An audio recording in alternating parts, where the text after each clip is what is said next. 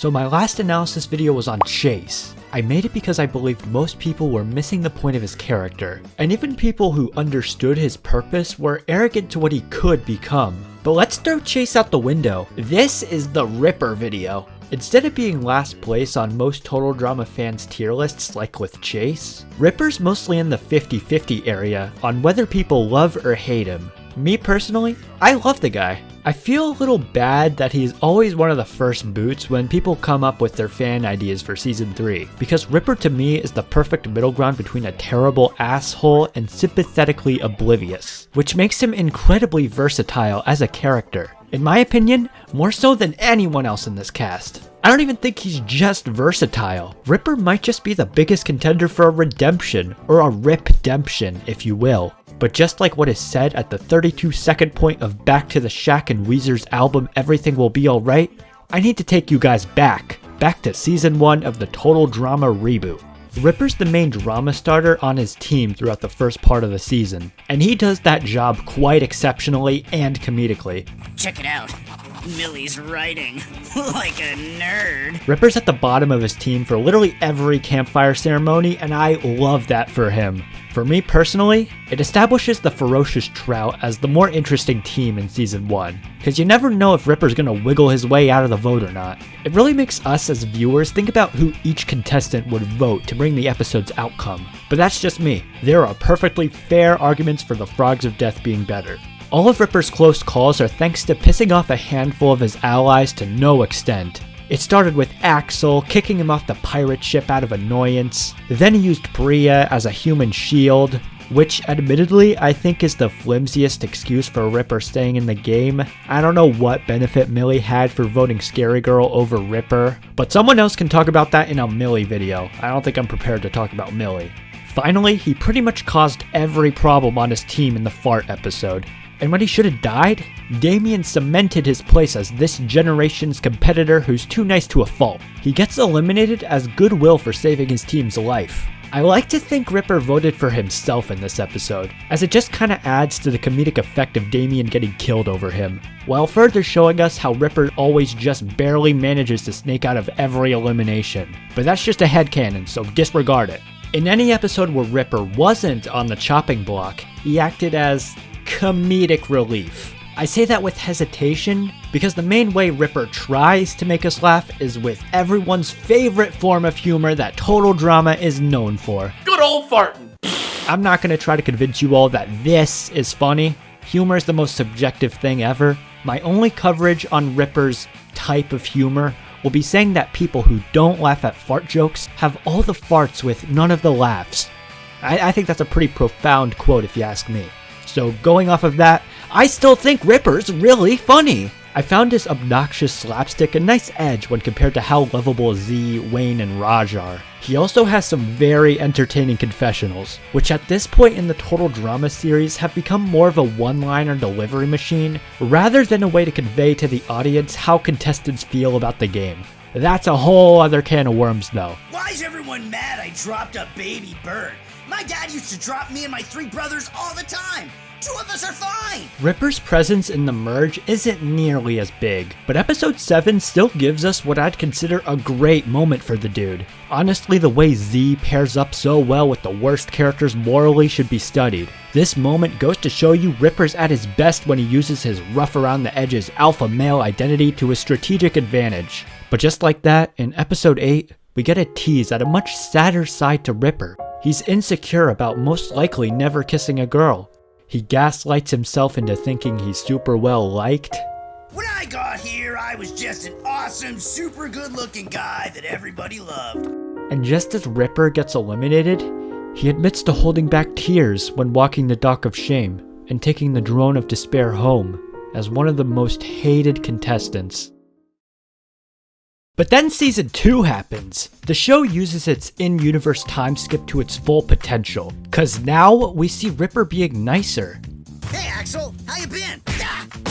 And even when his fellow teammates don't reciprocate, this shit doesn't get to him nearly as much as it would have in season 1. Okay, serious question. Am I invisible? We can already tell Ripper's gonna be more than just intentionally a dick this time around. And the second episode gives us the bombshell that Ripper is into Axel, in what I'd consider Ripper's best episode in the whole reboot. Now, some people would say that Rip Axel as a concept makes no sense, since in season 1 they started out disliking each other, but as far as I'm concerned, ends justify means. We had a time skip for a reason, so Ripper just suddenly realizing he likes Axel in between seasons feels reasonable enough, especially when there's only 13 episodes to give this duo a proper story.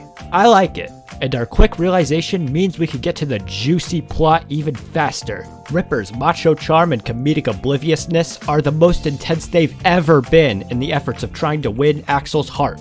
If you don't find this hilarious, you're a really dry human being. That's all I gotta say. Anyways, I believe his antics are perfectly in character for Ripper going off of season 1 as well. We already know the guy felt a lack of connection with his peers, so seeing him overcompensate is the natural next step in the plotline. Ripper still presents a front of being his overconfident self just like before. They're just now giving him different shit to interact with. Basically, anyone who says Ripper's season 2 plotline isn't in character for Ripper needs to rewatch the show. His half of the story makes perfect sense. Axel's half, on the other hand, is kind of a weird case, because as a character, she definitely has a lot less depth just from only having 2 episodes to go off of. So instead of realistically portraying what would happen to the Rip Axel ship, they build off the joke of having Axel being somewhat inconsistent outside of the vague description of trying to be nicer, cause you never expect someone like her to reject Ripper in such a toned down way. Oh, awkward. I don't think you're my type. Sorry. And you'd never expect her to genuinely be into poetry. I'm actually super into poetry.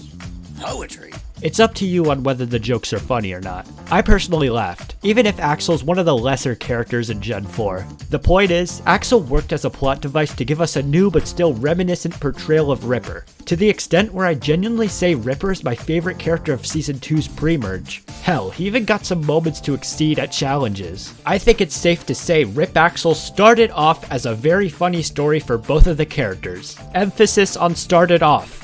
Episode 5 is another great episode for Ripper. They show off that Ripper and Axel are now in the honeymoon phase of their dynamic, while still giving time for Ripper to interact with his team. Cause for the most part, he's been detached from the skunk butt's cheating antics, but now he's here to balance them out with a fun 3-on-3 snowball fight. I also love this little scene of Ripper and the Hockey Bros. Him alongside Damien are the 2 honorary members of Wayne and Raj's pair. This was a killer way to end off Season 2's pre-merge, and it makes me wish merges going forward weren't so early.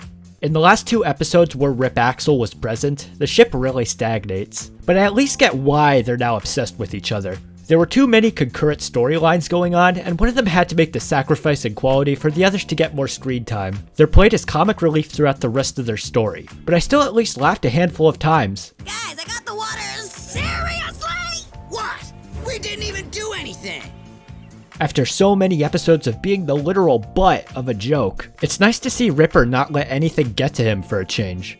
Let's also put this on the record. Sure, Ripper and Axel were mostly background elements of the past 2 episodes, but that is not to discredit their elimination. I think Ripper and Axel's double boot is one of the best in the whole season. Yeah, I'm cool with Ripper quitting. Like I said, Axel is more of a tool to give us a different outlook on Ripper. So Axel not being sure if she wants to continue her relationship with him leads to an excellent swan song to Ripper's character as a whole. We see Ripper's macho exterior completely shatter, showing us just how fragile he can be, and giving us a glimpse at possible redemption. Because all this time, Ripper put on a front of being the most ruthless competitor in the game. He wants to be perceived as the one to make tough decisions, and he'll throw anyone under the bus for a fair shot at the million. We saw glimpses of his softer side beforehand, but this is the one scene that doesn't beat around the bush. Axel is the one character to make Ripper unafraid of showing his true self. And dare I say, she brings out the best in Ripper?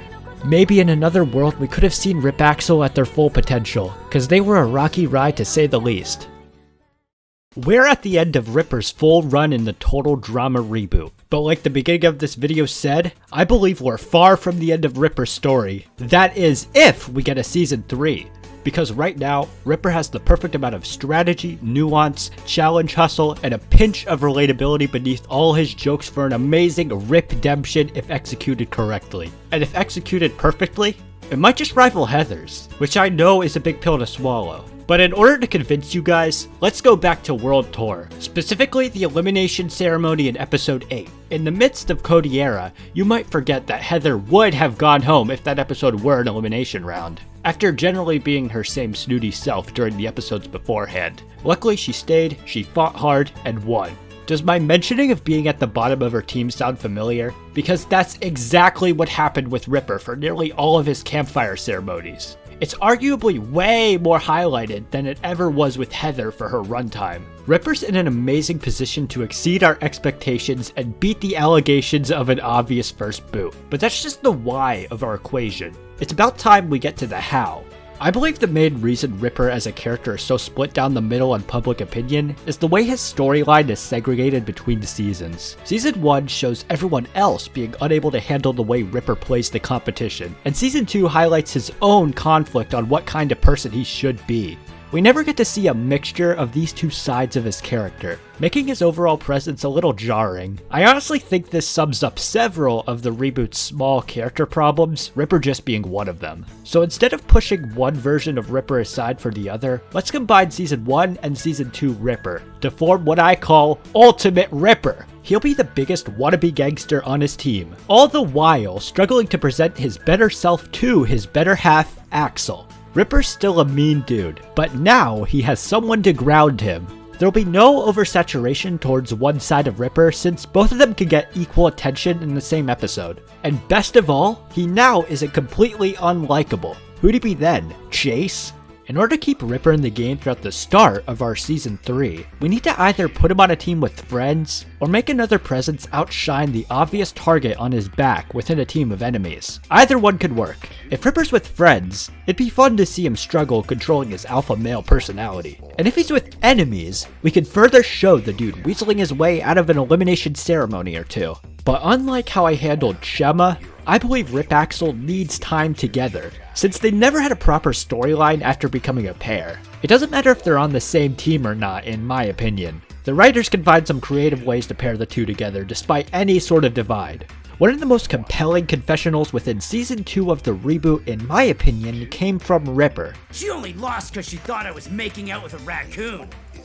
I guess her one weakness is her love for me. He shows some sort of strategic awareness that he himself was Axel's biggest weakness, to the point of both metaphorically and literally dragging her down to his level.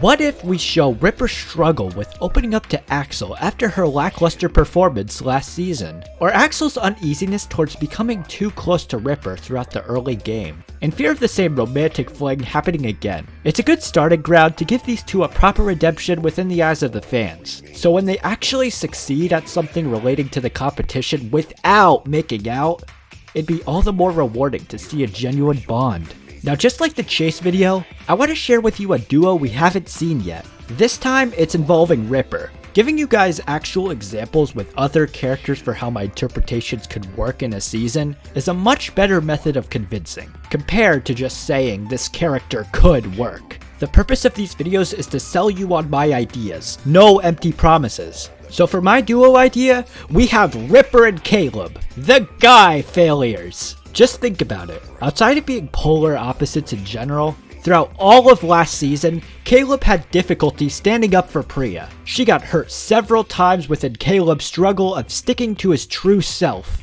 This is the perfect opportunity for Ripper to swoop in and teach Caleb about being a man, as comical as that might be.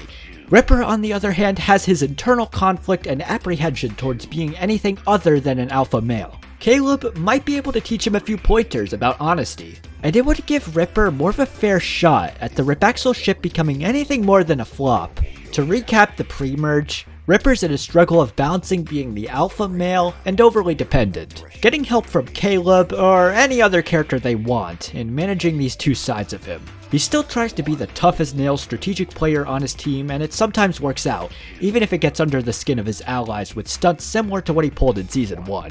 All the while getting more moments playing off of Axel strategically and emotionally, further progressing his journey towards facing his true self, and being what he'd consider a man worthy enough for Axel. Now we're in the merge, and just like Heather in World Tour, Ripper can brush aside any hate he's already had now that it's every camper for themselves. Of course, this shouldn't just be a copy of what Heather already did, because now he and Axel are able to perform a proper alliance, unlike Heather, who was mostly playing off of rivalries instead. Both of the two have gotten over themselves. They can enjoy each other's mutual presence without constantly making out. Of course, this video isn't entirely what should be done with Axel. I think she needs more plot points apart from Ripper to give her some more depth that's desperately needed. But separating her from Ripper as a whole is not the right direction for her character. They're both integral parts of each other's previous plot lines, and avoiding that would cause the two to feel even more disjointed.